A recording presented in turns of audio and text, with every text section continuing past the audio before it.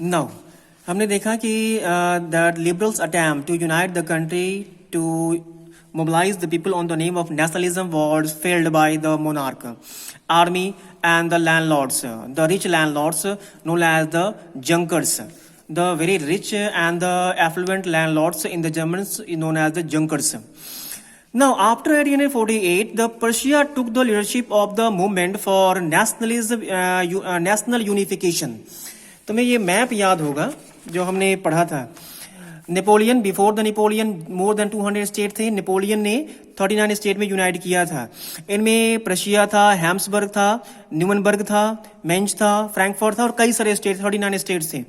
Now the after 1847 this particular state the Prussia, this particular state, the Prussia, has taken the leadership. इसने leadership लिया that I will take the leadership and I will unite the nations into the single federations known as the German Federation.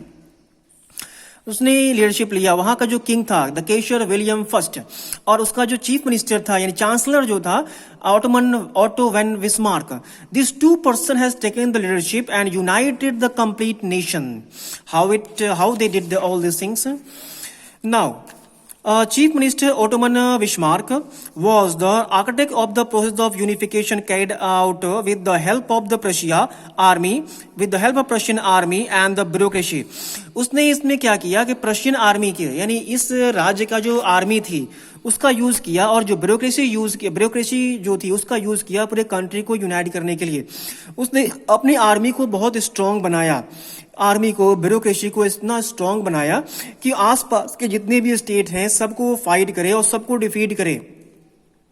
क्योंकि लोगों की feeling तो थी unite होने की. हमने देख लिया कि जैसे हम जोल्बरिन को फॉर्म किया था, people have realise that yes if the economic unification is such much beneficial then what how much beneficial should be the political unification. People has realise all this things. Now लोगों की जो sentiment unite होने की थी, only the monarch of this state were the hurdle. Now these hurdles यानी it means the monarch of this states were remove by the army and the bureaucracy of the Prussia. देखिए यहाँ पे ये चीज देखनी है कि जर्मन्स में केवल प्रशिया ही नहीं थे, केवल स्टेट 39 स्टेट ही नहीं थे, बल्कि there was the interference of the France, Austria and even the Russian in the different states.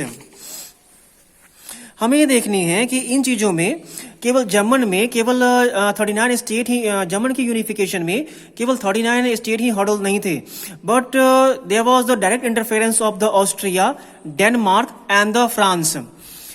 In the France, inside the German territory, there was Austria. There was the army of Austria also, Denmark also, and the French also. So it is obvious that if the Prussia want to unite the nation, then he must have to fight with the Austria, Denmark, and the France, along with the 38 states. So the Prussian army fight the war with all these states along with the Austria, Denmark and the France. There was over 7 years. There was 3 wars over 7 years with the Austria, Denmark and France ended in the Prussia victory and complete the process of the German unifications in 1871. 7 सालों में इन्होंने 3 बड़े war किए, Austria के साथ, Denmark के साथ and French के साथ. The Prussian king William, the Kaiser William first has proclaimed German empire. Kesar William was the emperor of the Prussia only. After the defeat of all these power along with the 38 states, monarch of the 38 states, the Kesar William had declared himself the emperor of the complete Germany. So this was the process of unification of the Germany in the name of the nationalism. लोगों की sentiment तो थी, but how to mobilise this sentiment, लोग कैसे unite करें, how to use their forces for the benefit of, for the combining of the, for the unification of the nations. Liberals was failed to do so because they do not have any direction, they do not have any visions, and they are failed to combine or failed to carry all the section of the people along with them.